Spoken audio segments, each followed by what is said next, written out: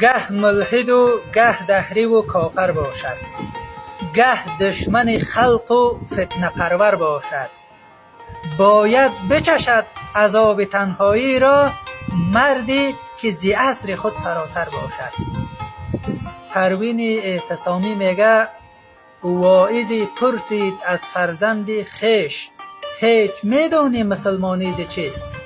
صدق و بی‌آزاری و خدمت به خلق هم عبادت هم کلید زندگی است. گفت زین معیار اندر شهر ما یک مسلمان است که آن هم ارمنی است. یک ملا را میگه از بچه سوال کرد که تو همین مسلمانی را میفهمی که چی است؟ بی‌آزاری کنی، به مردم ضررت نرسه، خدمت بکنی، این قوانین مسلمان بودن است.